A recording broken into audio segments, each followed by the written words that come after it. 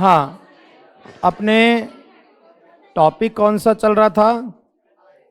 Tense वाला topic चल रहा था हमारे, ठीक है।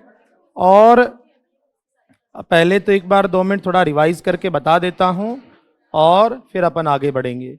आज कोशिश यही कि लगभग इसको अपन बढ़िया से पूरा कर लेंगे, ठीक है। देखो, टेंस में आपको शुरुआत में बताए मैंने कि वैसे अगर मुख्यतः बात करें तो अपने 3 होते हैं, पास्ट, प्रेजेंट और फ्यूचर। और तीनों के ही अलग अलग कितने पार्ट हैं? 4-4 करके, मतलब टोटल 12 टेंस हो जाते हैं ऐसे करके। और उसमें से भी मैंने कहा कि कुछ जो हैं वो अपने लिए ज़्यादा जरूरी हैं, वो आपको मैंने बता दिए थे।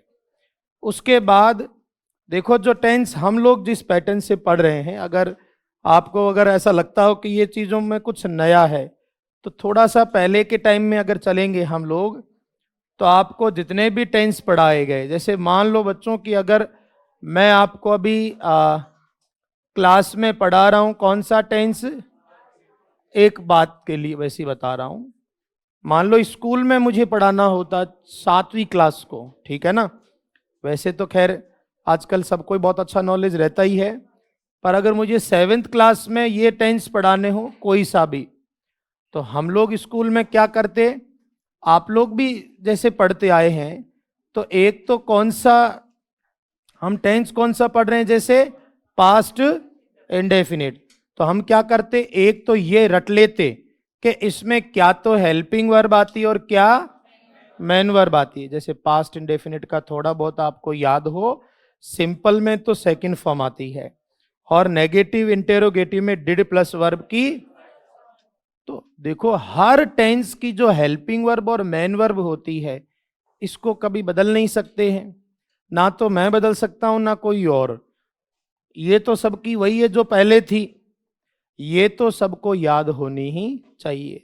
हाँ, मैंने कोशिश किया कम से कम 5-5 बार बोल के कि भाई क्या पता आपको याद हो जाए, ठीक है। तो हर टेंस की हेल्पिंग वर्ब और मेन वर्ब तो आपको याद करनी ही पड़ेगी। कल लास्ट में हमारे चल रहा था प्रेजेंट परफेक्ट, जिसमें हेल्पिंग वर्ब तो थी हैज और हैव, और मेन वर्ब की। तो हर टेंस की इसकी ये जो पहचान, मतलब हेल्पिंग वर्ब मेन वर्ब है, इसको रटना ही पड़ेगा। हाँ, स्कूल में पढ़ते थे तो शायद हो सकता है कि आपने ऐसे टेबल बना के याद किया हो, तो वो एक अलग बात। और फिर हम पढ़ते थे हर टेंस की क्या, हिंदी के वाक्यों के अंत में ता है, ती है, रहा है, रही, इस तरीके से याद करते। यानी हर टेंस में उस समय भी कितनी चीजें पढ़ते, 2। अभी भी मैं कितनी पढ़ा रहा हूं, 2। आपको मैं हर टेंस की हेल्पिंग वर्ब और मेन वर्ब बताते आ रहा हूं, और फिर थोड़ी बहुत उसकी पहचान। जैसे मैंने कहा भाई प्रेजेंट परफेक्ट पढ़ना है, तो प्रेजेंट परफेक्ट में हेल्पिंग वर्ब तो हो गई हैज और हैव, और मेन वर्ब की कौन सी, थर्ड फॉर्म। और पहचान के लिए मैंने हिंदी में नहीं, अंग्रेजी में just, just now, yet, already, ऐसे कुछ 8-10 शब्द आपको लिखवा दिए। सेम वही पैटर्न है जो स्कूल टाइम में था आपके। आपको दोनों चीजों को, हाँ, रटना नहीं होगा ये मैं समझ सकता हूं, लेकिन अपन जैसे सेंटेंस करेंगे ना, तो उससे प्रैक्टिस बढ़िया हो जाएगी। फिर मैंने कल आपको कुछ क्वेश्चन भी भेजे थे, आपको जब भी टाइम मिले उनको करना। मैं आज और भेज दूंगा 20-25 क्वेश्चन लगभग, मैं कोशिश रखूंगा कि भेजते जाएं हम लोग।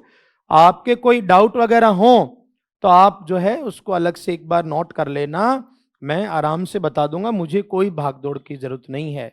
और मैंने ये कहानी पता है क्यों सुनाई, क्योंकि एक आध बच्चे, जैसे आप मान लो कि अनुमान कि आप लोग कितने जने हैं, 100, इन 100 में से 5 बच्चे होते हैं जो कि सर ये हमें तो समझ में नहीं आया, मत समझ, याद कर। आप समझे मेरी बात को, मैं समझाने की बात ही नहीं कर रहा, आपको इनको क्या करना है, याद करना है। और याद करने का दूसरा कोई तरीका नहीं है। लिखवा रहा हूं ये एक अलग चीज है। आप तो ये कह रहे हैं कि राजस्थान का एकीकरण पढ़ने पर मुझे तारीखें याद नहीं होती, मत कर, तो टीचर क्या कर सकता है इसमें, आपको बताया जा सकता है। तो मैं ये सारी कहानी सिर्फ इस वजह से कि आप इन चीजों को लेकर अपने मन को परेशान नहीं करें। अपना एक ही टारगेट है, लास्ट तक सबका सिलेक्शन नहीं होगा, कुछ लोगों का होगा, जो कि कुछ लोग मेहनत कर रहे हैं, बात खत्म, इतना ही जानते हैं, ठीक है। तो टेंस को पढ़ लेते हैं बढ़िया से। हर टेंस की पहचान बता देता हूं, हेल्पिंग वर्ब मेन वर्ब बता देता हूं, और जो क्वेश्चन आपको भेजता हूं घर पे एक बार टाइम निकाल के उनको किया करो। आपसे अगर गलत हो रहे हैं तो आप लिख लो कॉपी में, मैं आता हूं, मैं कह रहा हूं यहां पूछ लेना, यहां आपको अच्छा नहीं लग रहा है तो नीचे पूछ लेना, मुझे कोई जल्दी नहीं है। तसल्ली से आप अकेले भी पूछेंगे तो मुझे कोई दिक्कत नहीं है। अपन तो जैसे तैसे करके आपको किसी स्कूल में देखना चाहते हैं, बस इतना सा लक्ष्य है। तो प्रेजेंट परफेक्ट में जब हम पढ़ रहे थे तो आपको उसके आगे बताना था, उसके आगे नीचे हेडिंग लिखेंगे छोटी सी, सिंस लिख लो।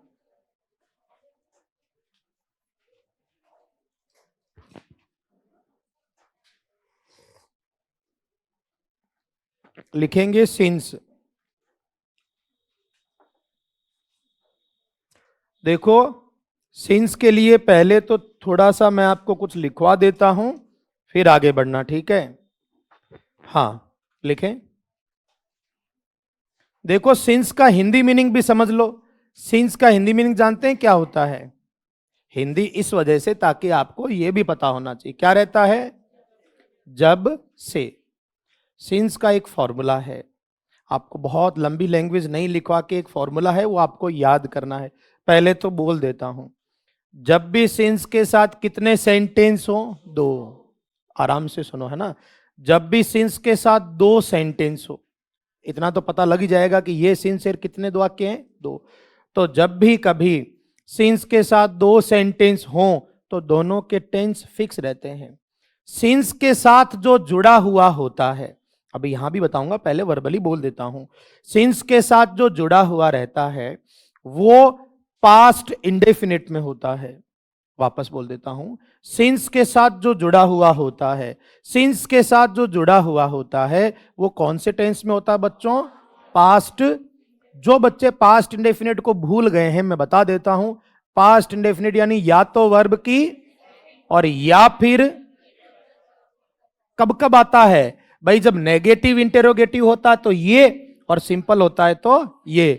फिर से बोल देते, जब भी सिंस के साथ कितने दो सेंटेंस हो तो सिंस के साथ जो जुड़ा हुआ भाग होगा कौन से टेंस में आएगा?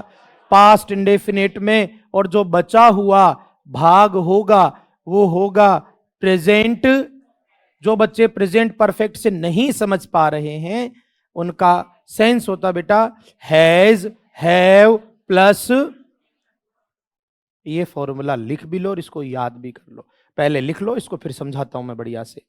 आप हमेशा याद रखना कि जब भी कभी सिंस के साथ में दो सेंटेंसेस हों तो जो सिंस के साथ अटैच है उसमें पास्ट इंडेफिनिट आएगा, और जो बचा हुआ रेस्ट सेंटेंस है वो प्रेजेंट परफेक्ट में आएगा। आप एक बार आराम से लिख लो इसको, और इस चीज को बढ़िया समझाने के लिए नीचे एक सवाल पूछ रहा हूं, अगर आप समझ पाए तो उसका उत्तर भर दो, नहीं आया है तो अभी मैं बढ़िया से समझा भी दूंगा।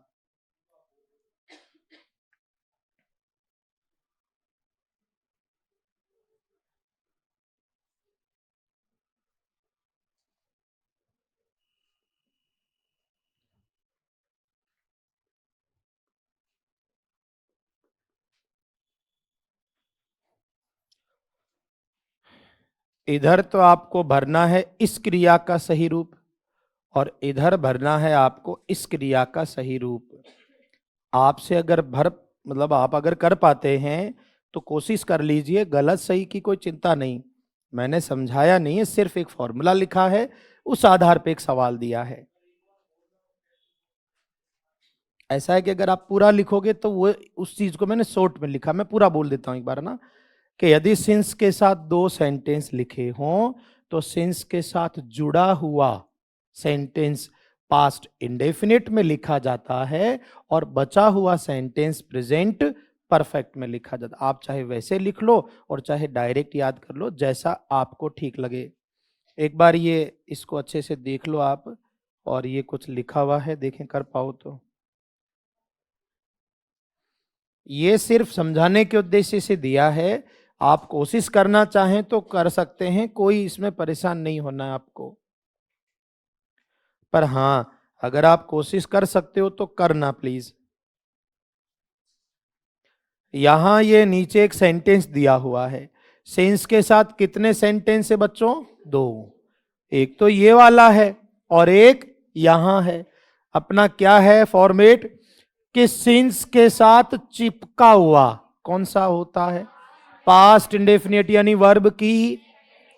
तो ज्वाइन की सेकंड फॉर्म, तो इधर क्या हो जाएगा? ज्वाइंड। कि जब से उसने यह पोस्ट क्या की है? ज्वाइन की है।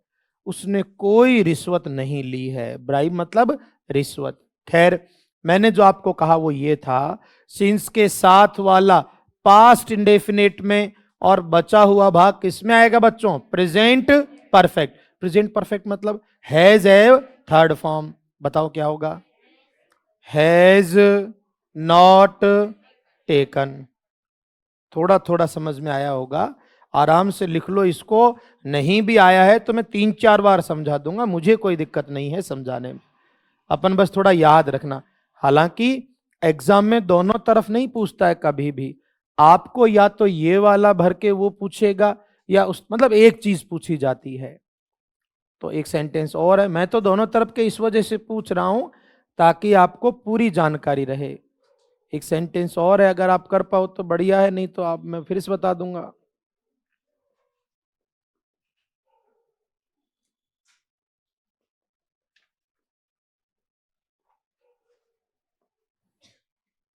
इधर तो कम का सही रूप भरना है और इधर नो का भरना है।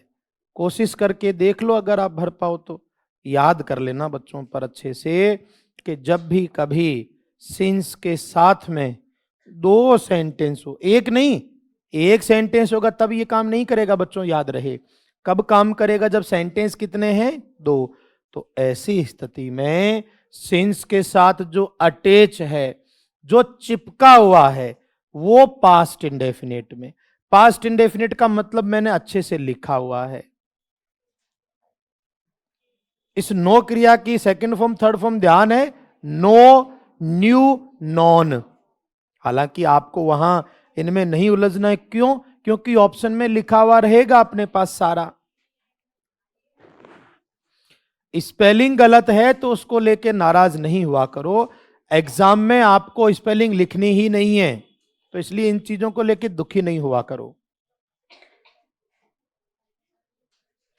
अगर किसी ने थोड़ी बहुत भी कोशिश की है तो बताएंगे आप मुझे। देखो, सिंस शुरुआत में है या बीच में? तो सिंस के साथ जुड़ा वाला ही वाला है कि आई वाला? जुड़ा हुआ तो वो है। तो सिंस के साथ जुड़ा हुआ कौन सा टेंस? यानी वर्ब की कम की सेकंड फॉर्म। और बचा हुआ सेंटेंस प्रेजेंट परफेक्ट का मतलब हैज हैव और थर्ड फॉर्म। क्या थोड़ा थोड़ा समझ आया? तो ये हो जाएगा कि जब से वह यहां आया है मैं उसे जानता हूं। चलो फिर से सेंटेंस देता हूं।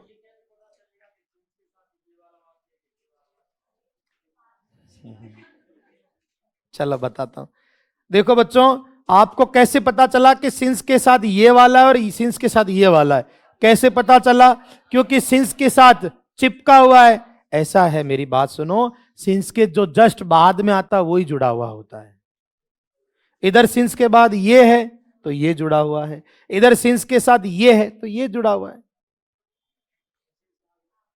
भाई ऐसा है कि सिंस के जस्ट बाद वाला जुड़ा हुआ ही होता है। जुड़ा हुआ गलत बोला क्या मैंने? अरे ऐसा देखो, इधर मुंह में इसलिए बोल नहीं पाया। देखो, सिंस के जस्ट बाद में क्या आता है? ऐसा कह रहा था मैं। सिंस के जस्ट बाद वाला तो पास्ट इंडेफिनिट में कर लो, और जो बचा हुआ जो पार्ट है उसमें क्या कर लेना। मैं फिर से सेंटेंस देता हूं, आप कोशिश करना, ठीक है?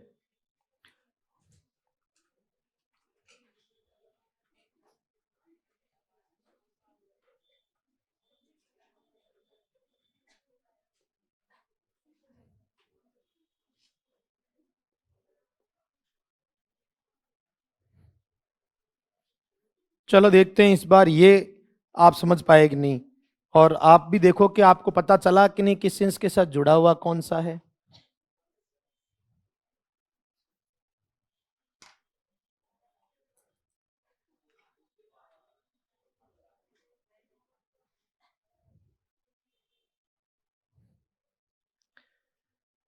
मैंने तो यहां दोनों ही तरफ का पूछा है।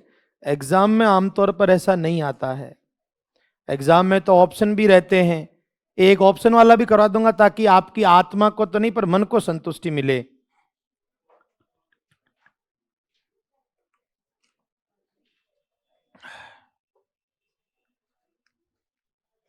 जब से उसके पिता की मृत्यु हुई है वह यहां रहता है।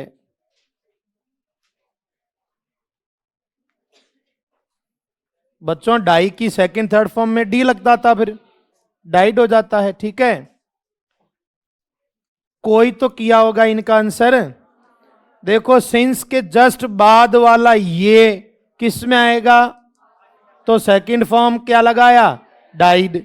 और बचा हुआ भाग present perfect, has have third form, has lived.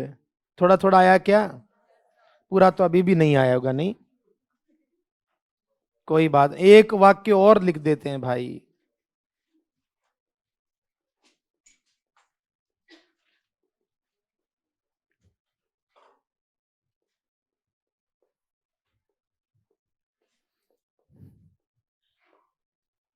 क्या है कि ऑप्शन वालों को देखकर सुकून मिलता है ना आपको, तो हम वैसा ही कर लेते हैं।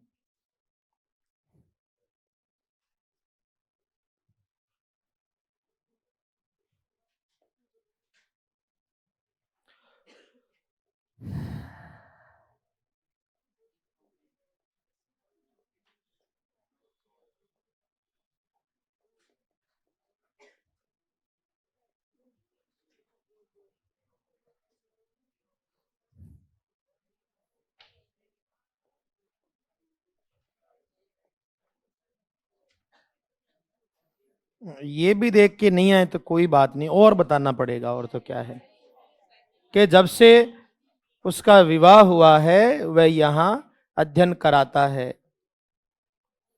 तो यहां सिंस के साथ जुड़ा हुआ कौन सा है, शुरुआत वाला कि ये वाला। तो यहां तो वर्ब की क्या आ गई, और ये तो पूछ भी नहीं रहा आपसे, आपसे पूछ रहा है बाकी का जो पार्ट है वो होगा प्रेजेंट परफेक्ट में। प्रेजेंट परफेक्ट का मतलब हैज और हैव प्लस वर्ब की, क्या लगता है उत्तर समझ में आया, थोड़ा थोड़ा सही क्या हो जाएगा, हैज टॉट। अब भी नहीं आए तो कोई नहीं, और बता देंगे बाद में कौन सा आज जीवन का अंतिम दिन है। ठीक है ना, तो पर आप इसको बढ़िया से याद करना। देखो ऑप्शन रहता है ना तो आपको सोचना नहीं पड़ता कि ये टीच की थर्ड फॉर्म सेकंड फॉर्म कौन सी होती है। अगर लिखना पड़े तो मामला बिगड़ सकता है, फिर आपके जो लेक्चरर बनने के सपने हैं वो इस जन्म में तो पूरे नहीं होंगे। तो इसलिए ऐसा भी पॉसिबल होता है। पर क्योंकि मैं बहुत सारे बच्चों को देखता हूं कि वो फॉर्म तो नहीं जानते पर चीज में पकड़ कर लेते, अपने को इतना ही चाहिए। और ठीक है ना, लिखा आप लोगों ने ये, ठीक है। तो अपने प्रेजेंट परफेक्ट चल रहा था, आज प्रेजेंट परफेक्ट में आपको कितने फॉर्मूले, एक बताया था, किसका था, सिंस का। और फॉर्मूला भी कब काम करेगा, जब सिंस के साथ सेंटेंस दो, एक नहीं, एक होगा तब ये काम नहीं करेगा। जब दो सेंटेंस होंगे तो सिंस के साथ जो जुड़ा हुआ है वो तो होगा पास्ट इंडेफिनिट में, और जो बचा हुआ है वो प्रेजेंट परफेक्ट में होता है। ठीक है, आगे बढ़ते हैं।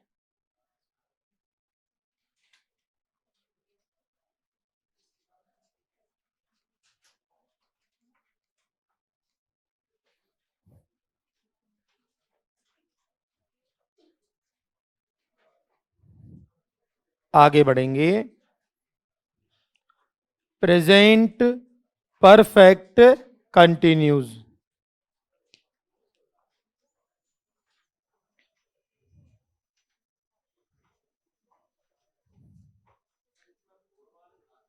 जी इसमें अपन वो सिंस फॉर का दोनों का वापस लिख देंगे। एक तो अपन ने पास्ट परफेक्ट वाले में लिखा था पास्ट परफेक्ट कंटिन्यूज में, उस चीज को दोबारा बढ़िया से और बता देता हूं मैं आपको। फोर वाला परफेक्ट का ना वो अभी इसमें बताऊंगा ना, चिंता मत करो आप।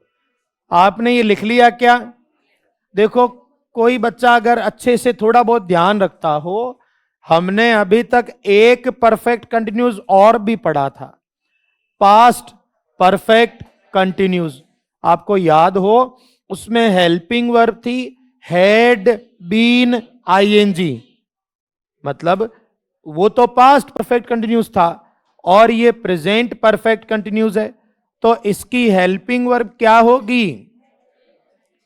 अगर सिंगुलर यानी एक वचन सब्जेक्ट है तब तो क्या आएगा, और अगर प्लूरल है बहुवचन है तब क्या आ जाएगा? ठीक है। और कंटिन्यूज का हम पहले भी बात कर चुके हैं कि कंटिन्यूज में आईएनजी आता ही है, तो इसको तो एक बार आप लिख लो, ठीक है ना। अगर सिंगुलर एक वचन हुआ तो हैज बीन और प्लूरल हुआ तो हैव बीन आता है।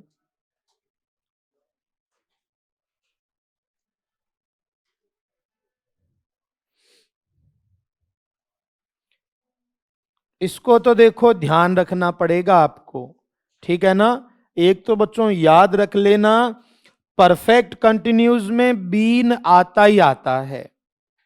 क्या आता है? बीन और आईएनजी। पास्ट परफेक्ट कंटिन्यूज में हैड लग जाता है तो बीन आईएनजी, और प्रेजेंट परफेक्ट कंटिन्यूज में हैज बीन हैव बीन हो जाता है।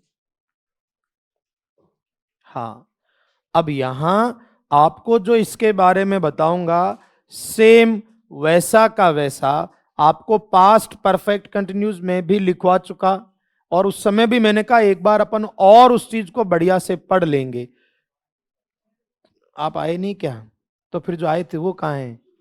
बच्चे तो इतने ही थे, बदल जाते होंगे, नहीं राउंड से आते होंगे कि ये टॉपिक तुम पढ़ लो, अगला मैं पढ़ लूंगा। इसी तरीके से तो समायोजन बनता है। हाँ हाँ, वो मैं तो थोड़ा नहीं, मैं पूरा ही बता रहा हूं ऐसे करके। पर क्या होता है कि कभी कभी हम लोग ऊपरी सतह पर मतलब शुरुआत में बिना टाइम लिए बिना सोचे निर्णय ले लेते हैं। अभी पिछली क्लास में क्या हुआ कि बच्चे लड़ लिए, कोई दो बच्चे क्लास में, विवाद हो जाता है, भोलेपन है, भोले हैं बेचारे, तो उनको लगा कि, तो गुस्से में एक दूसरे को बहुत बुरा भला कहा उन्होंने। तो मैंने कहा यार आप क्लास थोड़ी देर नीचे जाके बैठो एक बार। 1 घंटे उनको बढ़िया बैठाया नीचे, फिर 15 मिनट मैंने, आप मैं प्रवचन बहुत शानदार करता हूँ, अभी बाद में, अभी नहीं, मैं बाद में जब थोड़ा रिटायर होने वाला हूँ उससे पहले क्या करूंगा, मैं साधु संत बन जाऊंगा, प्रवचन करूंगा। तो उनको सिर्फ 10 मिनट समझाया तो दोनों ने इतना ही कहा कि सर ये जो एक गलती होती है ना गुस्से में, ये आदमी जल्दबाजी में कुछ ऐसे निर्णय ले लेता जो शायद नहीं लेने चाहिए। हो सकता है मैंने भी कभी जीवन में किया, जैसे पढ़ने के दौर में मैंने भी मेरे पिता को या मेरे माता को शायद जल्दबाजी में कुछ कह दिया हो, फिर जब थोड़ा समय मिला उसको सोचने का तब थोड़ा लगा कि नहीं हमने गलत बोला उनको। गुस्से में क्लास में भी बहुत बार बोल जाते हैं। ठीक वैसे ही हम स्कूल में कभी जाके बैठ के अखबार पढ़ते हैं तो लोग जो बगल से निकलते हैं वो क्या देखते हैं कि ये अखबार पढ़ने की लाख रुपए ले लेते हैं महीने के। अब मेरी बात को सुनना, क्यों उनको ये थोड़ी पता है कि यहाँ बैठने के लिए जो जिसने बहुत वर्षों तक मेहनत की ये कौन देखे, इससे थोड़ी फर्क पड़ता है। भाई आप आज जो मेहनत कर रहे हो इससे कोई फर्क नहीं पड़ता है।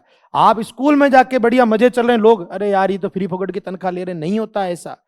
इस तनख्वाह के लिए बहुत लंबी मेहनत की है इसने, तो लंबी मेहनत यही तो होती होगी। अगर ये मेहनत नहीं है तो फिर आप यहाँ भी वही अखबार पढ़ रहे हो, उधर भी पढ़ लेना, पैसे नहीं मिलेंगे। लेकिन तो ये थोड़ा सा हर चीज में लेके अपने आप को हताश और निराश नहीं किया करो। किसी भी चीज में जब भी उलझन हो, मैं आपको अभी भी कह रहा हूं, मात्र 4 टॉपिक मैंने क्यों चुने, क्योंकि मैं जानता हूं कि 4 में से 3 भी इनके हो गए तो इनका काम बन जाएगा।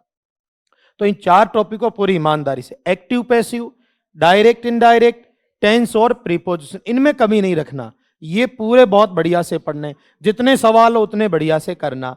इसमें पूरी लैंग्वेज जो उस समय लिखवाई थी वापस लिखवा के बढ़िया से समझा देता हूं मैं। लिखो आप इसमें ना, लिखो, यदि किसी सेंटेंस में, लिख लो बच्चों, यदि किसी सेंटेंस में सिंस या फोर के साथ, बोर्ड पे लिख भी दिया है मैंने और आप अच्छे से लिखना, यदि किसी सेंटेंस में सिंस या फोर के साथ टाइम दिया हो, देखो 1 सेकंड के लिए एक सिंस की बात तो अभी थोड़ी देर पहले की मैंने, वो बताया कौन सा सिंस जिसमें सेंटेंस कितने थे, इसमें नहीं आते हैं दो, इसमें कितना रहेगा, तो इसलिए इन दोनों में उलझना नहीं है। और भी वापस बता दूंगा मैं, है ना। तो यदि किसी सेंटेंस में सिंस या फॉर के साथ टाइम दिया हो, या किसी प्रश्नवाचक, आप इंटेरोगेटिव भी लिख सकते हैं, या किसी प्रश्नवाचक वाक्य में या इंटेरोगेटिव सेंटेंस में ये लिखना हाउ लॉन्ग, ये पहले भी लिखवा चुका हूं मैं। बच्चों जानते हैं हाउ लॉन्ग का क्या मतलब होता है, कितने समय से, कोई भी काम कितने टाइम से जो कर रहा है कोई। एक बार मैं बोल देता हूं, अच्छे से सुने।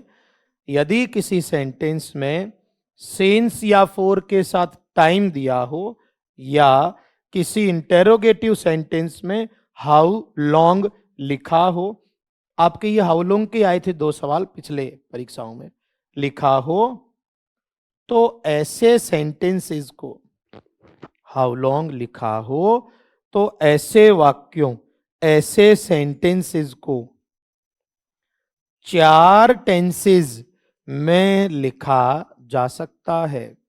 ऐसे वाक्यों को 4 टेंसेस में लिखा जा सकता है। 4 टेंसेस में लिखा जा सकता है। एक बार लिखकर थोड़ा ध्यान दो। मैंने जो कहा वो ये है, अगर आप कोई सेंटेंस देखते हो उसमें सिंस या फॉर के साथ क्या लिखा मिले, टाइम, या कोई इंटेरोगेटिव में क्या लिखा मिले, हाउ लॉन्ग, तो हम उस सेंटेंस के कितने उत्तर दे सकते हैं, 4, यानी हम 4 टेंस काम में ले सकते हैं। पहले भी आपको बताया था मैंने, अभी भी बता देता हूं। तो उन 4 में से सबसे बेहतरीन आंसर क्या होगा बच्चों, ध्यान है आपको, प्रेजेंट परफेक्ट कंटिन्यूज। किसको बोलते हैं present perfect continuous, has been, have been, ING. अभी पढ़ रहे हैं ना। अगर ये ऑप्शन में नहीं हुआ तो दूसरा उत्तर क्या करेंगे, पास्ट परफेक्ट कंटिन्यूज।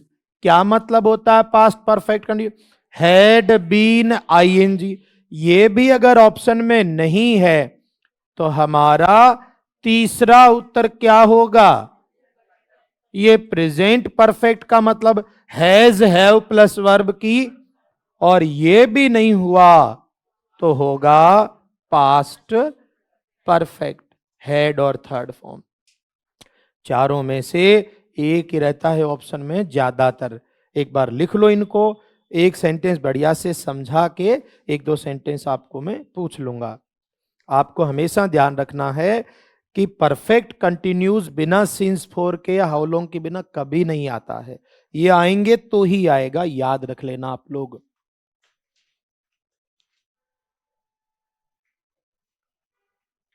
इनको लिखकर और एक सेंटेंस में पहले बढ़िया से बता देता हूं, और बाकी के 2-3 आप एक बार खुद करने की कोशिश करना।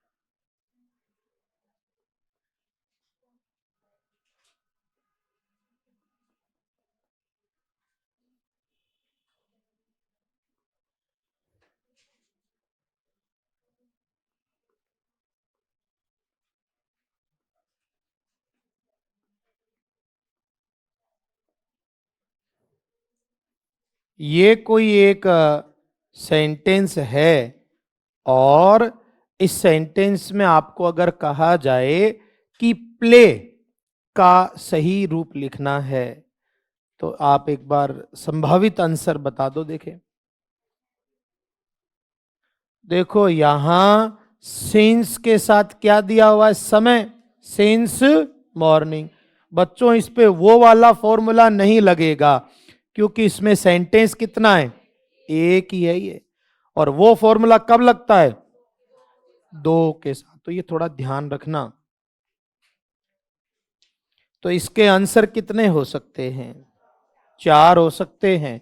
चारों बताने की कोशिश करना चाहो तो देखो, पहला आंसर तो क्या होगा? चिल्ड्रन बहुवचन होता है ना बेटा, हैव बीन प्लेइंग, पहला आंसर तो ये हो जाएगा। दूसरा, अगर ये नहीं मिले तो हैड बीन प्लेइंग हो जाता। अगर ये भी आपके पास ऑप्शन में आप उपलब्ध नहीं है तो हम क्या करते? Have played. और ये भी उपलब्ध नहीं होता तो हम क्या करते? Had played. है चारों ही ठीक, पर ऑप्शन में ऐसा नहीं होता है। चारों में से कोई भी एक दिया मिल सकता है आपको। इसको लिख लो। मैं एक सेंटेंस या 2 सेंटेंस आपको ऑप्शन वाले भी दे देता हूं, वो थोड़े ज्यादा आसान रहेंगे समझने के लिए।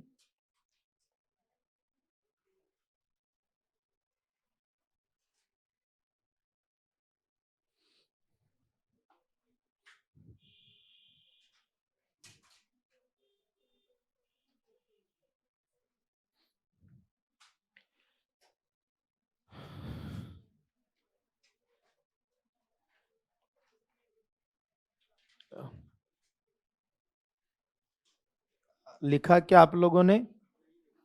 इसको कोई नहीं ऊपर किया हुआ है। आपको आपके ही परीक्षा का एक सवाल मैं वापस बता देता हूं, शायद थोड़ा ज्यादा आप अच्छे से समझ पाए। ऑप्शन के साथ में दे रहा हूं, ठीक है? कोई ऐसा तो साथी नहीं है जो सोच रहा है साला 4 ऑप्शन में एक भी उत्तर नहीं बता रहा है? तो प्लीज ऐसी नादानी नहीं करना, क्योंकि मैं आपके मस्तिष्क को पढ़ नहीं पाता हूं कभी। तो हो सकता है कोई आप में से ऐसा भोला बालक भी हो जो सोच लेता हो ये भोले हैं, कर लेते हैं ऐसी विचारधारा। कुछ ज्यादा कहा नहीं जा सकता। भोलापन तो इस हद तक कि घर से कोचिंग के लिए निकलते हैं पर पहुंच नहीं पाते हैं, पता नहीं कहाँ चले जाते हैं। बाद में पता चला अरे ये तो गार्डन है। तो क्या है कि उस वो जो, अब बताओ, कुछ सामान्य बात पर भी आप मुस्कुराते हो, पता नहीं क्यों। अच्छा लगता है आपको मुस्कुराते हुए देखकर, पर मैं नहीं समझ पाता। मैं जो बोलता हूँ उसमें मुस्कुराने जैसा क्या? बच्चा भोला होता भूल जाए, उसमें उसका गुनाह थोड़ी है। हम्म। पर चलो कोई बात नहीं, इन हालातों में भी आप हंस लेते हो, इससे बढ़कर और चाहिए भी क्या? हाथ नहीं रोकना। इसमें जैसे ये एक एग्जाम का कोई क्वेश्चन है तो ये पिछली बार भी मैंने बताया था, अभी भी वही बात है बच्चों। जैसे ऑप्शन के हिसाब से चले तब क्या होना चाहिए बताओ? भाई इसमें सिंस फॉर तो नहीं दिया हुआ है, क्या दिया हुआ है? How long.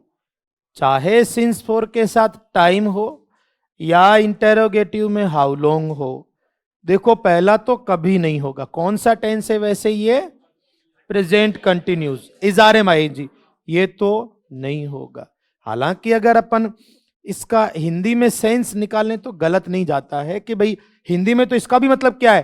कार्य कर रहा है। लेकिन ये हाउ लॉन्ग की वजह से ये उत्तर नहीं होगा। आगे जैसे ये वाला है, ये कॉमा से तात्पर्य आप समझ गए होंगे। पहला फिल इन द ब्लैंक्स और बाद वाला ये उस हिसाब से ही आपका आता है ना। ये तो वैसे भी नहीं होना है और ये भी नहीं होगा, तो अपने को इस तरीके से ध्यान रखना है। मैं और 1-2 सेंटेंस आपको बता देता हूं।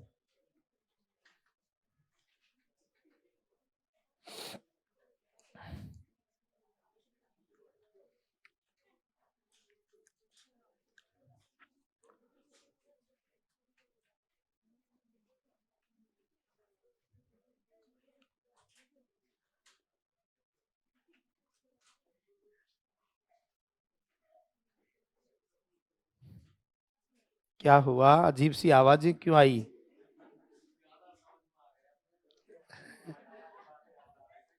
अच्छा, मैंने वो जो भी काफी देर पहले बताया अब समझ में आई होगी वो बात। सच में बहुत भोले हो भाई, ऐसे मत किया कर। ये तो बढ़िया है, क्लास में हो, क्लास की कोई बात याद आके बाहर मुस्कुराए तो लोग आपको, वो आपके हालातों के हिसाब से भिखारी भी समझ सकते हैं, जरूरी है कि पागल समझा जाए। आप इसको लिख लो, मेरी बातों पे ध्यान मत दिया करो आप, ठीक है ना। मैंने ऐसा नहीं कहा, वो तो जैसी जिसकी सोच। आप अच्छे हो इसको कहने की जरूरत नहीं है, दिखो।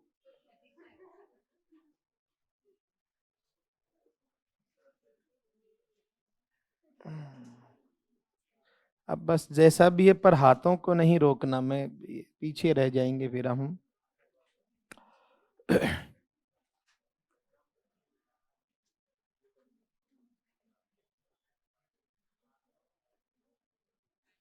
एक बार ये जैसे आप देखो इसमें, we dash here since our childhood, हम लोग यहाँ हमारे बचपन से रहते हैं। तो ऐसी स्थिति में देखो कि पहचान की अगर बात करें, सिंस तो आया ही है, प्लस दो सेंटेंस नहीं है, ये कितना है, एक है। तो सिंस अगर एक सेंटेंस में तो चार टेंस काम में ले सकते हैं। अब चारों में से इधर एक ही है, सही आंसर क्या होगा, हैव लिव्ड। तो ये जो सिंस फॉर्म में इस तरीके से हैव लिव्ड भी गलत नहीं है। एक थोड़ा और टिपिकल सेंटेंस है, आप थोड़ा देखना उसको, है ना, ढंग से गलत नहीं हो। मैं और दे देता हूं ऑप्शन वाले। इसमें भी जैसे किसी को कोई उलझन रह जाती है तो आप उसको टिक लगा के रखा करो। अभी जैसे मैंने कहा भाई, अपनी क्लास के बाद 15 से 20 मिनट मैं रुक जाऊंगा, 5-7 मिनट आप यहाँ भी पूछ सकते हो, अपने को कोई जल्दबाजी नहीं है। आप इस तरीके से यहीं पूछ लिया करो, ठीक है ना। ऐसा मत क्या करो कि पड़ोसी के जो है उससे पूछ रहे हो, वो कहाँ से बताएगा बेचारा, वो तो आपके पास बैठा है, तो फिर कैसे बताएगा वो।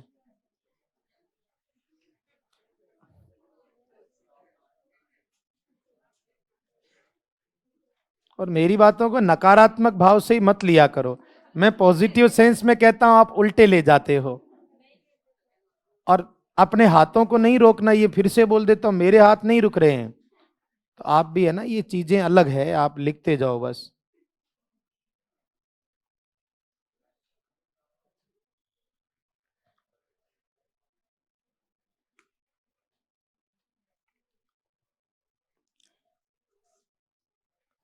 इसको एक बार पूरा ढंग से पढ़कर तसल्ली से आंसर देना।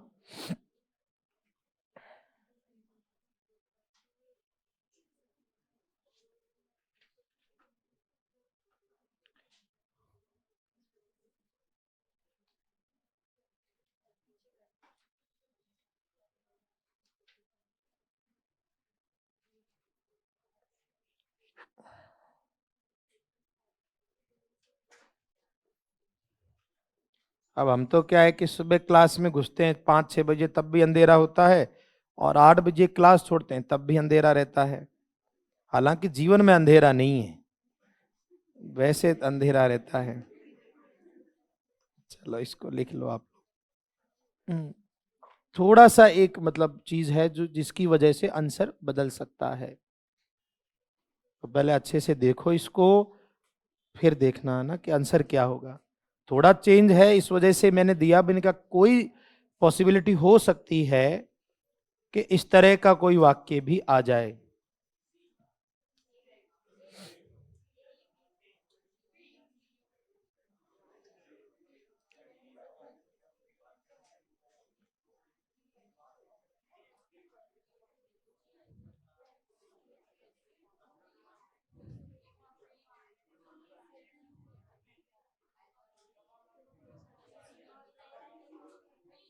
हाँ, एक बार आराम से देख लो।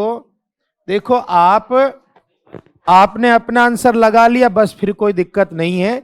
देखो गलत होगा तो सुधारेंगे, और सही है तो ध्यान रख लेना। हाँ, पहले पूरी बात को जरा सुन लो। बच्चों, अगर ये वाक्य यहीं तक होता, कहां तक, इस जगह तक, तब हम ये देखते कि सिंस या फॉर के साथ क्या दिया हुआ है, टाइम। अगर यहीं तक होता, ध्यान से सुनो, तब आंसर क्या होता, लेकिन ये यहां तक नहीं है। आगे इसमें है जब जब मैं, ये रीच्ड लिखा हुआ है और रीच्ड वर्ब की सेकंड फॉर्म यानी कौन सा टेंस। और हमेशा याद रखो, अगर एक से ज्यादा सेंटेंस हैं और एक भी वर्ब भूतकाल की दी हुई है तो सारी ही भूतकाल की होनी जरूरी है। इस वजह से वर्तमान काल वाले ऑप्शन सही हो ही नहीं सकते। उत्तर क्या होगा, ये जरूर आप याद रखना। मैंने क्या कहा है मैं फिर से बता देता हूं। अगर बच्चों ये वाक्य यहीं तक होता तो हमें कोई दिक्कत नहीं, पहला भी सही था और दूसरा भी, लेकिन ज्यादा बेहतर किसको मानते हैं, इसको। लेकिन यहां आगे एक चीज और ली हुई थी कि जब मैं वहां पहुंचा था, यानी ये कब की बात कर रहा है, पास्ट टेंस की, इसलिए सही उत्तर किसको माना मैंने। ठीक है, ये मतलब याद रखो कि वैसे तो कोई पाबंदी नहीं है, आप चाहे प्रेजेंट परफेक्ट कंटिन्यूस कर लो चाहे पास्ट परफेक्ट कंटिन्यूस, कब, जब सिंस फॉर के साथ टाइम हो। लेकिन अगर एक सेंटेंस साथ में भूतकाल का अगर आ गया तो फिर प्रेजेंट परफेक्ट कंटिन्यूस आंसर हो ही नहीं सकता। तो थोड़ा इसको ध्यान में रखना। अगर कोई डाउट है तो एक बार अपन आराम से और बता देंगे, मुझे कोई जल्दबाजी नहीं है। क्या हुआ? वाज वेटिंग क्यों नहीं आया है? ऐसा है, वहन आया तब तो ठीक है, ये व्यवस्थाएं बिगाड़ देता है। सिंस फॉर अगर आ गया तब फिर केवल कंटिन्यूस कभी नहीं आता है, ऐसा है। अगर बेटा ये वाली चीज नहीं होती, सुनना आराम से, है ना, अगर ये ऐसा नहीं होता तब तो वही नियम लगता जो काफी समय पहले बताया था कि व्हेन और व्हाइल के साथ जब दो वाक्य हों तो एक पास्ट इंडेफिनेट और दूसरा कंटिन्यूस भी हो सकता है, परफेक्ट भी, तब ये भी संभव था। पर इसमें ये क्या दिया था, फोर। सिंस फोर आने की वजह से ये सारे नियम फेल हो गए। ठीक, हाँ जी।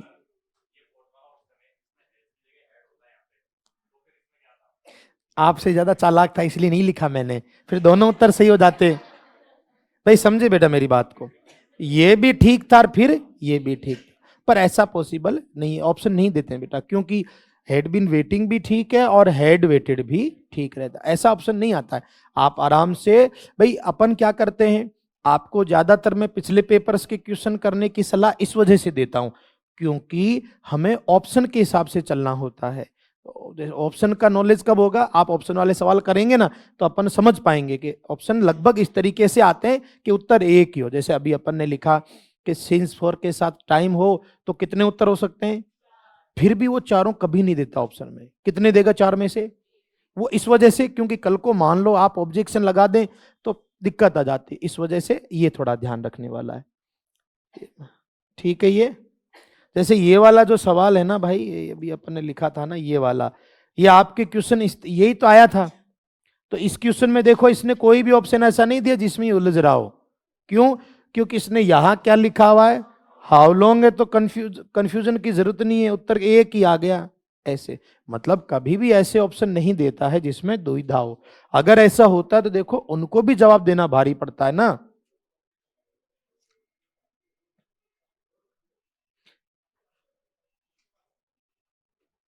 ये आवाज पीछे से क्लास में से आ रही है कि बाहर से?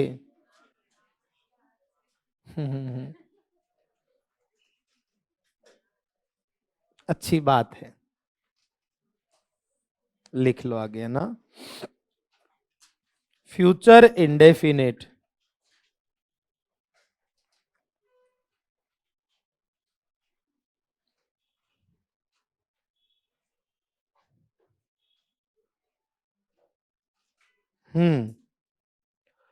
देखो अभी इससे पहले हमने इंडेफिनिट और कितने पढ़ लिए थे, दो, प्रेजेंट इंडेफिनिट और पास्ट इंडेफिनिट।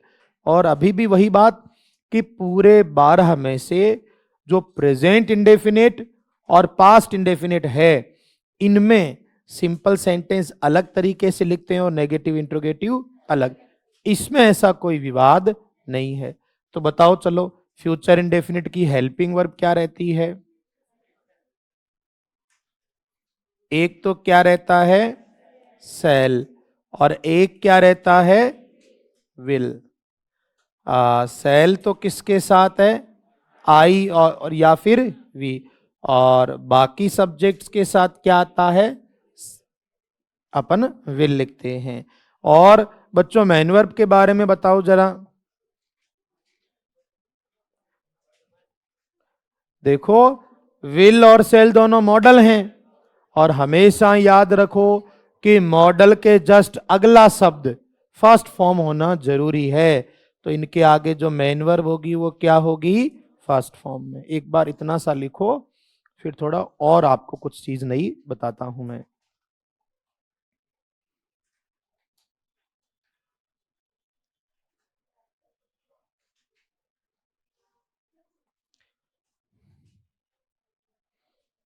हिंदी का कोर्स पहले हो गया होगा, बहुत समय पहले हो गया होगा। आप तो भूल भी गए होंगे हुआ कि नहीं हुआ होगा, नहीं? चलो अच्छा, कम से कम यही याद रहा कि हो गया। मतलब पढ़ा क्या ये भूल गए, पर पढ़ा ये याद रहा। चलो अच्छा, लिखो भाई इसमें आगे। लिखेंगे नीचे। अंग्रेजी का देखो ऐसा है, आप अच्छा, आप में से कोई सच में भी नहीं है कि जो अंग्रेजी का हो? कोई है क्या भाई? इंग्लिश से एक दो, दो तीन, और कोई? कुछ बच्चे हैं इंग्लिश के, काफी सारे होंगे, हालांकि ऐसा नहीं है सबका। देखो सब्जेक्ट वालों का थोड़ा ये भी है कि यहाँ तो अपन बहुत नॉर्मल चीजें पढ़ते हैं, सब्जेक्ट में तो पूरा ही जो है बेसिकली उनका थ्योरेटिकल नॉलेज भी होना चाहिए। तो वो सारी चीजें, फिर भी अंग्रेजी में कंपटीशन बाकी सबसे कम है। हाँ या ना? तो अंग्रेजी क्या है कि अगर अपन शुरू से पढ़ते हैं ना तो बहुत मुश्किल नहीं लगती है। पर अब जैसे आप अपना सब्जेक्ट एक अलग बना चुके हो, तो एक बार के लिए ये पढ़ना थोड़ा मुश्किल है। तो आप में से कोई अगर अंग्रेजी की वजह से अगर इसको लगता है कि मैं इसके 5 क्वेश्चन छोड़ दूंगा, तो भाई अपन तो एक ही चीज कहते हैं, हमेशा याद रखो, पूरी चीजें याद नहीं रहे कोई बात नहीं। एक्टिव पैसिव में एक क्रिया की लिस्ट थी, याद है? एक लिस्ट थी छोटी सी। डायरेक्ट इनडायरेक्ट में भी टेंस के चेंज कराए थे, याद है? ये 2 से 2 सवाल हो जाएंगे आप वाले। तो छोटी छोटी चीजों को लेके घबराना नहीं। पूरा याद नहीं होता कोई बात नहीं, पर कुछ मुख्य भाग आप याद करके रखा करो। इसमें विल सेल का उलझन जो है वो दूर कर देता हूं। लिखो इसमें आगे, लिखेंगे सामान्यतः है, लिखिए बेटा। जनरली कह दो, सामान्यतः कह दो, एक ही बात है। सामान्यतः सभी सब्जेक्ट्स के साथ, सामान्यतः सभी सब्जेक्ट्स के साथ विल लिखा जाता है। सामान्यतः सभी सब्जेक्ट्स के साथ विल लिखा जाता है। एक बार ये जो लाइन है इसको इधर समझना। हमने यहां लिखा आई और वी के साथ तो क्या आता है? सेल आता है, और बाकी सब्जेक्ट्स के साथ में। पर बच्चों आप देखोगे आज के समय में इनके साथ भी आजकल क्या लिखा हुआ पाते हो? विल ही आता, आई विल गो देयर। तो एक तो ये याद रखो कि इससे कोई फर्क नहीं पड़ता है कि आप विल लिखते हो या सेल। अपना ये विल इनके साथ भी आ सकता है। सिर्फ एक जो पाबंदी है वो आप इसमें लिख लो। लिखना, केवल इंटेरोगेटिव सेंटेंसेस में, केवल प्रश्नवाचक वाक्यों में, केवल प्रश्नवाचक वाक्यों में, इंटेरोगेटिव सेंटेंसेस में आई तथा वी के साथ, आई तथा वी के साथ विल के स्थान पर, विल के स्थान पर सेल लिखना जरूरी होता है। विल के स्थान पर सेल लिखना जरूरी होता है। मैं समझा दूंगा, आप एक बार प्लीज आराम से लिख लो, है ना? सेल लिखना जरूरी होता है। देखो आपको जो ये बात बताई है इसको समझा देता हूं मैं। देखो मैं ये कह रहा हूं कि आई और वी के साथ सामान्यतः क्या लिखते हैं और बाकी सब्जेक्ट्स के साथ क्या आता है, पर वर्तमान में आप देखोगे सबके ही साथ क्या आता है, विल आता है। तो मैं अगर लिखूंगा वी विल गो, क्या ये सही है? सही है, कोई फर्क नहीं पड़ता विल लिखो या शैल लिखो। मैं इसको लिखता वी शैल गो, तब भी मुझे तो कोई तकलीफ। अगर मैं लिखता विल वी गो, क्या इससे तकलीफ है? हाँ है, क्योंकि प्रश्नवाचक है। प्रश्नवाचक में आई वी के साथ विल नहीं चलेगा, क्या लिखना पड़ता है, ये आप याद रखना। मेरे कहने का मतलब है कि आप साधारण वाक्यों में तो आई और वी के साथ चाहे विल लिखो और चाहे शैल लिखो, दिक्कत नहीं है। पर अगर वाक्य कैसा हुआ, प्रश्नवाचक, उसमें आई और वी के साथ विल नहीं लिखना। एक बार आप लिख लो है ना इसको। छोटी छोटी चीजें हैं पर अपने को सारी ध्यान रखनी चाहिए।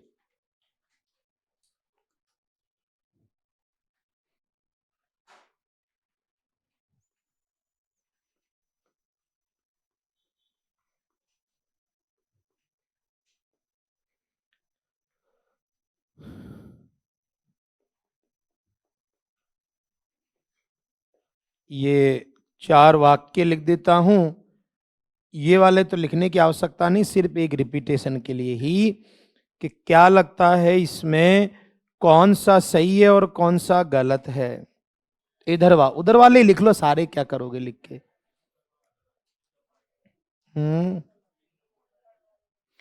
तो पहला तो कह रहा आई विल, तो सिंपल में चाहे विल लिखो और चाहे सेल लिखो, चाहे विल लिखो और चाहे सेल, कोई तकलीफ नहीं है। पर प्रश्नवाचक में विल लिखना गलत है। तो ये वाक्य क्या हो गया, प्रश्नवाचक में आई और वी के साथ क्या आना जरूरी है, ऐसा कह रहा हूं। तो इसको थोड़ा प्लीज ध्यान रखना। एक और चीज यहां बता देता हूं, वो ये है कि ऐसा अगर कोई विवाद आ जाए कि सर आप ये कहते हो कि इधर विल और इधर सेल दोनों ही ठीक है, मुझे एक ही लिखना है, तो मैं क्या लिखूं, तो आपको जब भी इनके साथ एक ही लिखना हो तो आप ये लिख रहा करो, ठीक है ना। ये इसका मॉडर्न फॉर्मेट जो आया है, आई और अपोस्ट्रोफी लगा के डबल एल। अब तुम सोचो कि ये विल है या सेल, हमारा काम पूरा हुआ। ऐसा इसलिए भी किया गया क्योंकि इनमें काफी समय से जो कंट्रोवर्सीज चलती हैं, तो जैसे यूनिवर्सिटीज में भी बातें पहुंच जाती हैं, चाहे वो कैम्ब्रिज वाला हो कि चाहे ऑक्सफोर्ड वाला हो, उनमें भी ये बातें गई होगी। किसी भोले आदमी ने पूछ लिया होगा कि भाई यार कन्फर्म तो कर कौन सा लिखूं, तो उसने कहा लड़ाई खत्म कर, ये नया शब्द है इसको लिख तू सबके साथ, सब खुश हो गया, अच्छा हो गया, बस ऐसे। तो याद रखें इनमें आपको उलझने की जरूरत नहीं है, और इनमें आपको वो उलझा भी नहीं सकता, इसका वादा कर सकते हैं, क्योंकि जो पेपर बनाते हैं वो भी यूनिवर्सिटी से बढ़कर कुछ पूछ नहीं सकते। तो इसलिए आप सिंपल सेंटेंस में कुछ भी लिखो, इससे कोई फर्क नहीं पड़ता।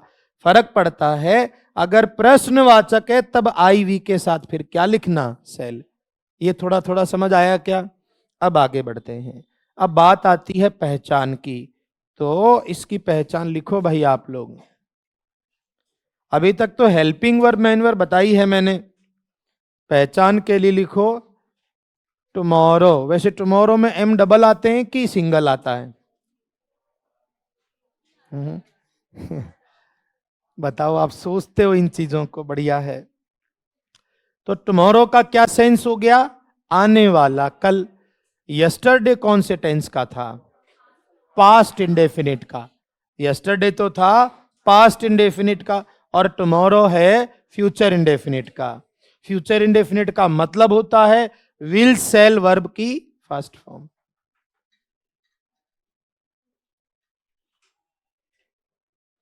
Next plus time. Next plus time का क्या मतलब है, देखो एक इसके जस्ट अपोजिट पढ़ाया था, लास्ट प्लस टाइम। पिछला महीना, पिछला वर्ष, कौन से टेंस में था वो? पास्ट इंडेफिनिट में। और ये नेक्स्ट का मतलब अगला, next month, next year, next week. तो नेक्स्ट के साथ जब भी कोई टाइम आएगा कौन सा टेंस लिखेंगे? Future indefinite. अगर किसी सेंटेंस में सिर्फ इतना सा लिख दिया इन फ्यूचर, इन फ्यूचर का मतलब भी क्या? आने वाले टाइम में, तब भी आपको यही टेंस लिखना है। और एक लास्ट और बेटा, इसमें अगर इन के साथ में भविष्य का कोई भी महीने का नाम या वर्ष का नाम दे रखा हो तो भी यही आता है।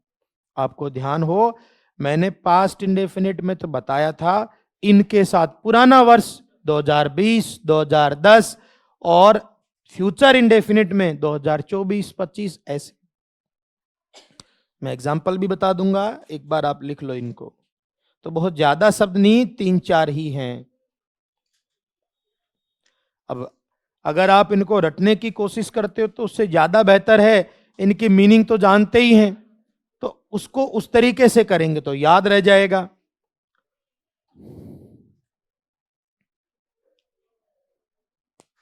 लिखना, लिखो इसमें आगे।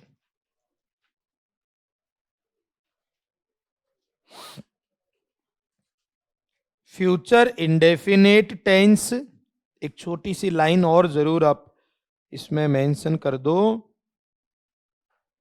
फ्यूचर इंडेफिनिट टेंस, मैं जहां भी भाई फ्यूचर इंडेफिनिट बोल रहा हूं ना, वहां मेरा मतलब है विल सेल प्लस वर्ब की फर्स्ट फॉर्म, ठीक है ना। फ्यूचर इंडेफिनिट टेंस के स्थान पर, के स्थान पर प्रेजेंट इंडेफिनिट, ये प्रेजेंट इंडेफिनिट याद है थोड़ा सा, सिंगुलर हुआ तो वर्ब में एस, प्लूरल हुआ तो वर्ब की फर्स्ट फॉर्म, नेगेटिव इंटेरोगेटिव हुआ तो डू और डज। फिर से एक बार पहले लिख लो आराम से, मैं 3-4 एग्जांपल से 4-5 बार समझा दूंगा, आप चिंता नहीं करना। मैंने लिखवाया है फ्यूचर इंडेफिनिट टेंस के स्थान पर प्रेजेंट इंडेफिनिट या प्रेजेंट कंटिन्यूस टेंस का यूज किया जा सकता है। प्रेजेंट इंडेफिनिट टेंस या प्रेजेंट कंटिन्यूस टेंस का यूज किया जा सकता है।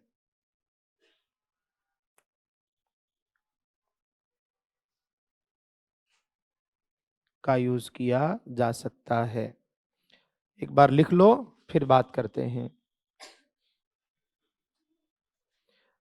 देखो एक बार थोड़ा प्लीज आराम से सुनना, ये कोई सेंटेंस में अगर आ जाता है तो हम उसके आंसर कितने टेंस दे सकते हैं? 3।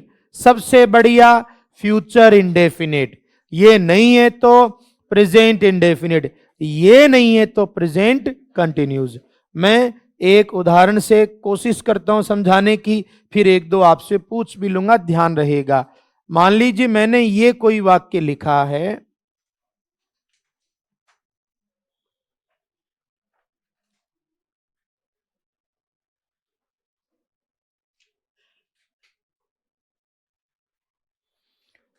और आपको कहा जाए कि इसके अंदर गो वर्ब का सही फॉर्म भरना है, बताओ इसके कितने आंसर होंगे और क्या क्या होंगे?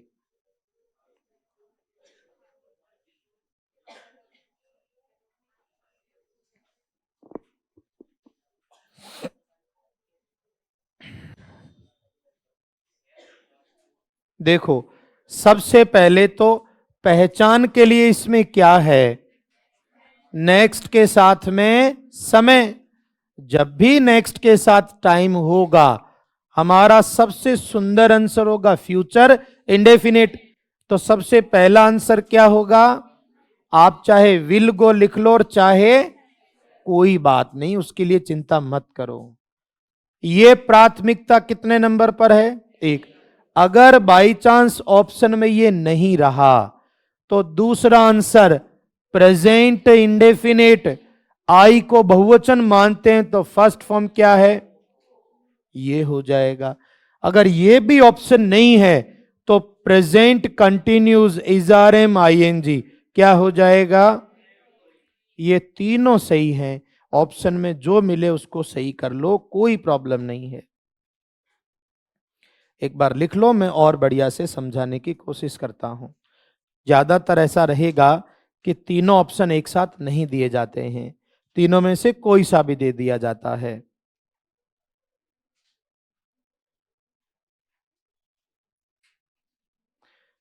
पर क्योंकि ऑप्शन वाला करना अच्छा लगता है तो अपन ऑप्शन वाला ही कर लेते हैं।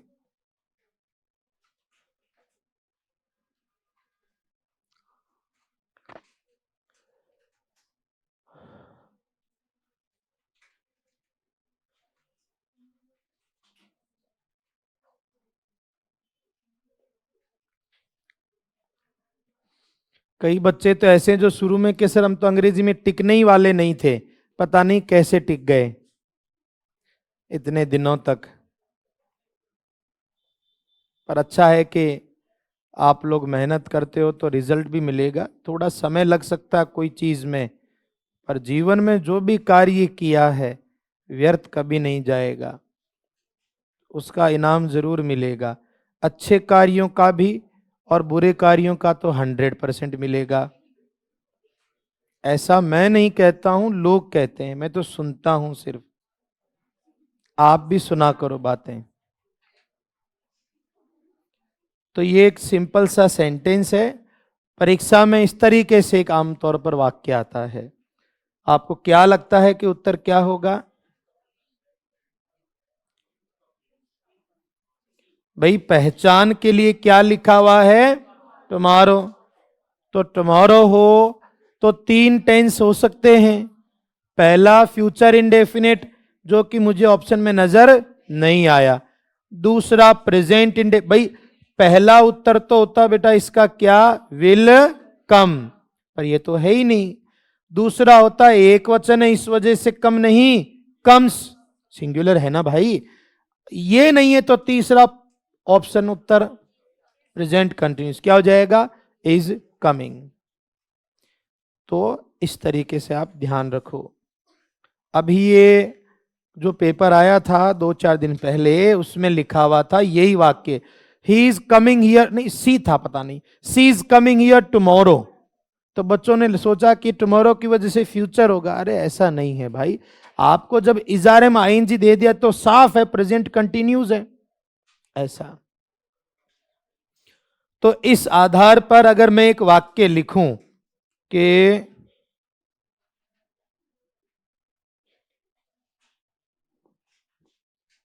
द स्कूल्स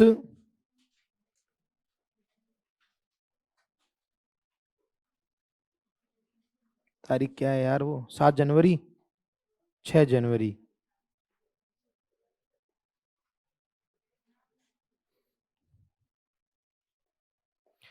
क्या लगता है ये वाक्य सही है कि गलत? स्कूल दोबारा खुलेंगे 6 जनवरी 2024 को।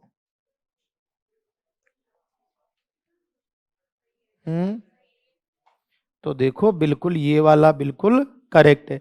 आप विल रीओपन कर लो, आर रीओपनिंग कर लो, कोई दिक्कत। तीन टेंस कर सकते हैं। अरे भाई भविष्य की तिथि है या नहीं है, तो आपको तीनों टेंस यूज कर सकते हो। वैसे ये भी बेहतर ऑप्शन है, तो ये गलत नहीं है, सही है ये। ठीक है ना? क्योंकि देखो बेटा इधर अगर सिर्फ स्कूल होता तो रीओपन्स कर देते, पर ये बहुवचन है इसलिए इसको भी बहुवचन रखा हमने।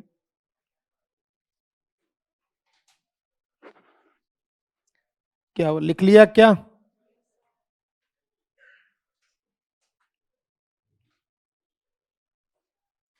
हम्म।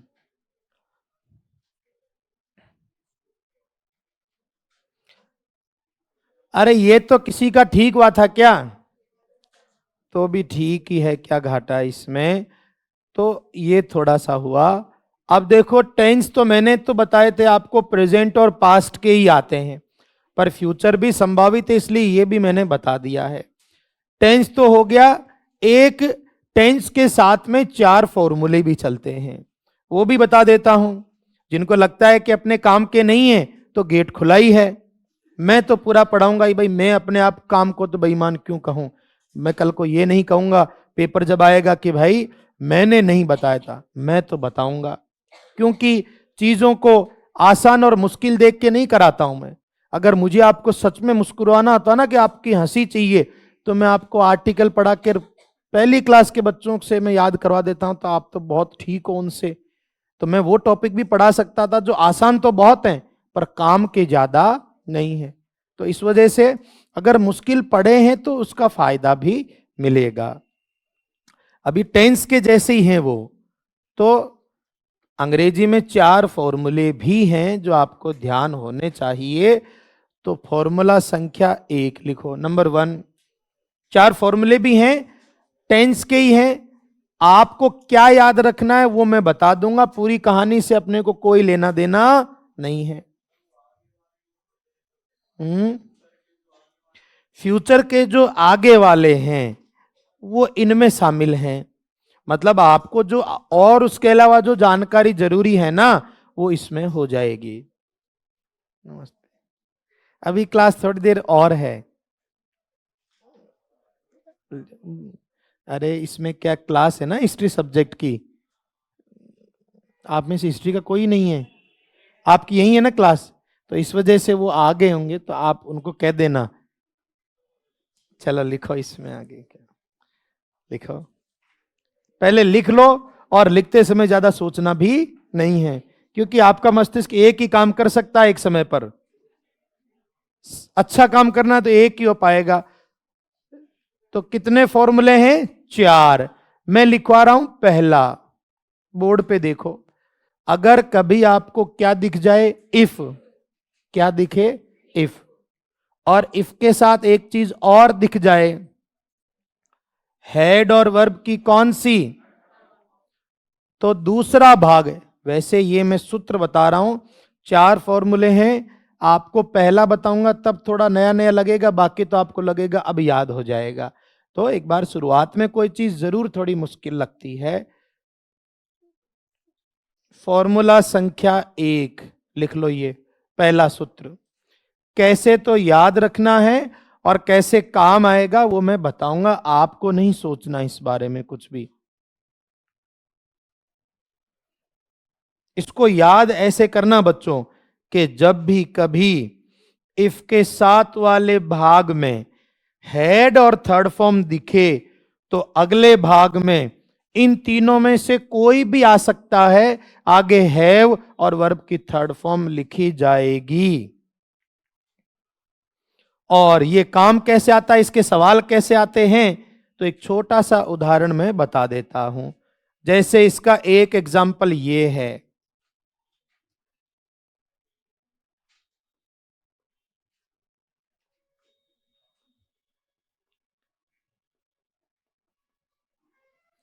ये मान लो सवाल आ जाए और आपको कह दे कि इसमें इस क्रिया का सही रूप भरो। अभी समझाया नहीं, समझाऊंगा, पर अभी तक अगर बताने से भी दिमाग लगा सकते हो तो कोशिश करना। यहां इफ के साथ क्या दिया हुआ है? हेड और थर्ड फॉर्म। तो दूसरे भाग में क्या आएगा? इन तीनों में से कोई भी एक, फिर हैव और फिर वर्ब की थर्ड फॉर्म। तो इसका सही आंसर क्या होगा देखो, वुड हैव और थर्ड फॉर्म क्या होगी? कॉल। थोड़ा ही समझ में आया होगा, पूरा मत समझो, मैं अभी और समझाऊंगा बढ़िया से। हमने अभी कितने फॉर्मूले लिखे हैं? एक। क्या है वो? जब भी इफ के साथ क्या नजर आए, हेड और थर्ड फॉर्म, तो दूसरे वाले पार्ट में क्या कर लेना, वुड शुड कुड हैव और वर्ब की थर्ड फॉर्म। पर क्योंकि आपको ऑप्शन को देखकर संतुष्टि मिलती है, तो एक ऑप्शन वाला सवाल देखिए, ये सही कर पाओ तो।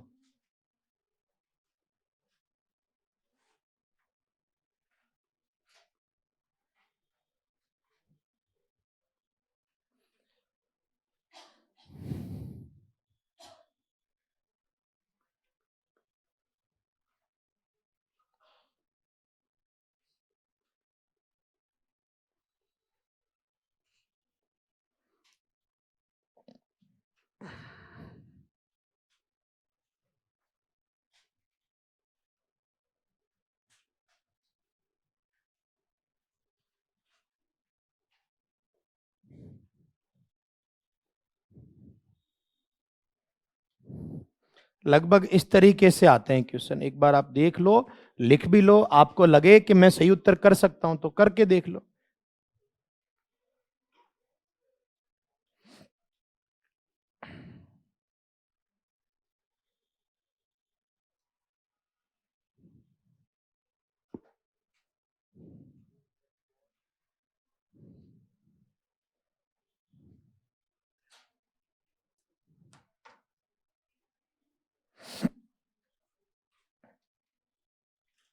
तो ये क्या है कि दिखने में ऐसा लगेगा कि किसी टेंस का है, तो ये 4 फॉर्मूले हैं, आपको इनकी भी जानकारी होनी चाहिए क्योंकि ये टेंस से जुड़े हुए हैं, अलग नहीं है कोई। किसी को पता है क्या इसका आंसर क्या होगा? अरे भाई, यहां इफ के साथ क्या दिया हुआ है? हेड और थर्ड फॉर्म। तो बचे हुए भाग में अपने आप ही उत्तर क्या हो गया? Would have. चलो अभी भी नहीं समझ में, फिर से एक सवाल और देख लो ऑप्शन वाला।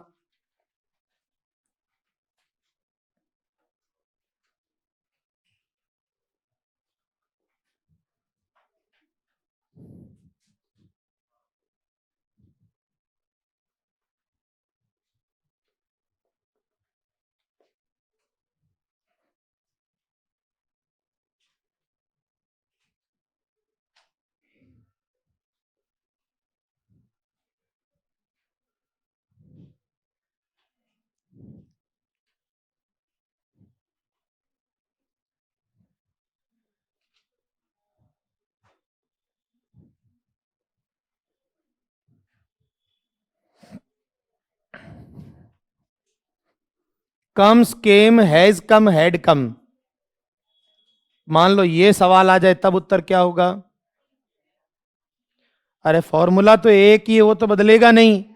इफ के साथ में अगर हेड थर्ड फॉर्म है तो दूसरी तरफ would have, should have, third form.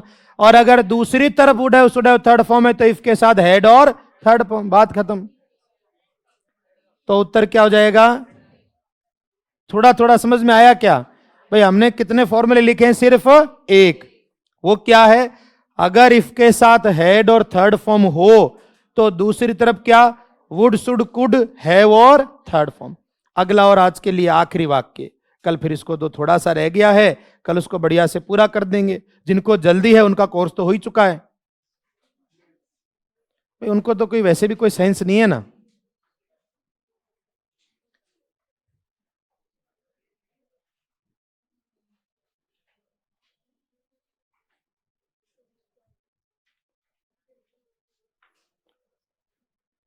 कम से कम इसको तो गलत मत करना भाई।